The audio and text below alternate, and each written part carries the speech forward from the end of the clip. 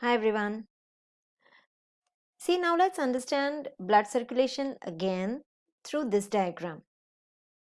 See, first of all, we know that different parts of our body gives deoxygenated blood, okay? And blood carries it to the lungs, but before it carries to the lungs, it has to pass through heart. So, basically, you can see from this diagram that here they have given head and arms. So, from these parts, this deoxygenated, which is marked in blue, it is coming here. Then, through these parts, that is our digestive tract and liver, also deoxygenated blood is coming here.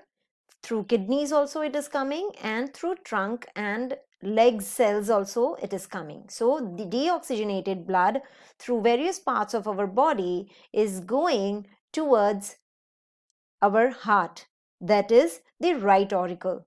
Now all these means this deoxygenated blood from all these various parts of our body वो कहाँ enter करता है? वो when से, that is superior Veena केवा और inferior vena केवा. वो आपके हार्ट के डायग्राम में है, आपको पता चल जाएगा.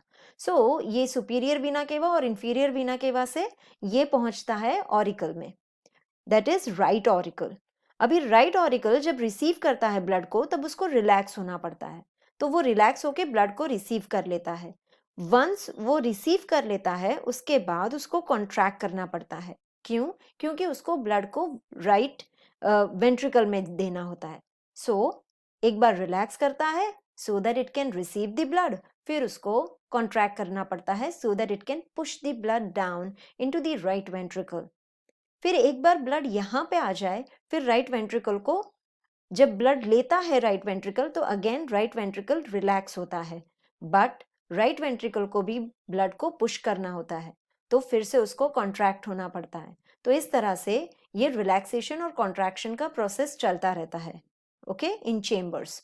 सो एक बार वो राइट वेंट्रिकल कॉन्ट्रैक्ट करता है तो ये जो ब्लड है जो डीऑक्सीजनेटेड है वो यहां से होके लंग्स में जाता है, ओके.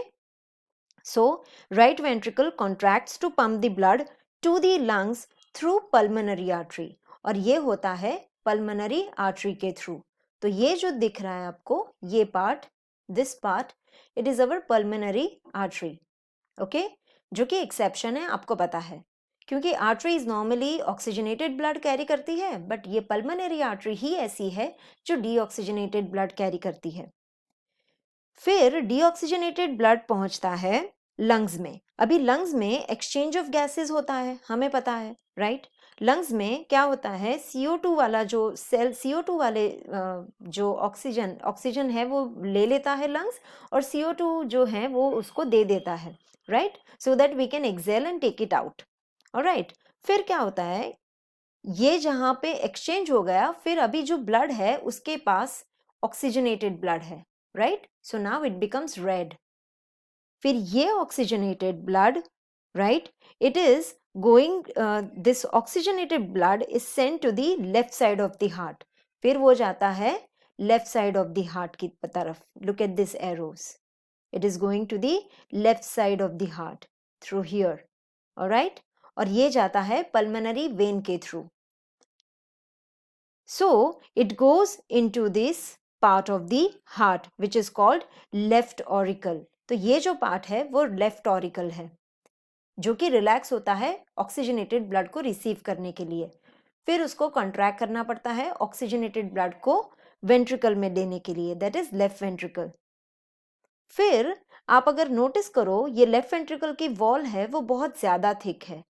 इनफैक्ट इससे भी ज्यादा थिक है, ओके. सो लेफ्ट वेंट्रिकल की वॉल क्यों ज्यादा थिक होती है, बिकॉज उसको ये इस ब्लड को बहुत फोर्सफुली पुश करना पड़ता है to the different parts of our body, right. So एक बार लेफ्ट वेंट्रिकल में ब्लड आ जाता है तो लेफ्ट वेंट्रिकल को कॉन्ट्रैक्ट होना पड़ता है, and it goes, all this oxygenated blood goes into the different parts of our body. Look at these arrows. एक ऊपर जा रहा है, that is in head and arms. एक नीचे की तरफ जा रहा है, that is in these organs. एक और नीचे जा रहा है किडनी की तरफ, और ट्रंक और लेग्स की तरफ जा रहा है. तो ये सारा ऑक्सीजनेटेड ब्लड जाता है हमारे डिफरेंट ऑर्गन्स में। फिर ये ऑर्गन्स के जो सेल्स होते हैं वो रिस्पायर करने के लिए इस ऑक्सीजन को यूज करते हैं। एक बार इस ऑक्सीजन को यूज कर लिया, फिर वो जो वेस्ट मटेरियल होता है जिसको हम कार्बन डाइऑक्साइड कहते हैं, वो फिर से ब्लड को दे देते हैं और ब्लड उसको फिर से यहाँ से प्रोसेस करना शुरू कर देता है। तो इस तरह से ये पूरा प्रोसेस चलता रहता है, राइट। एंड ये जो है प्रोसेस, उसको डबल सर्कुलेशन कहते हैं, बिकॉज यहाँ पे डीऑक्सीजनेटेड ब्लड भी होता है और ऑक्सीजनेटेड ब्लड भी होता है।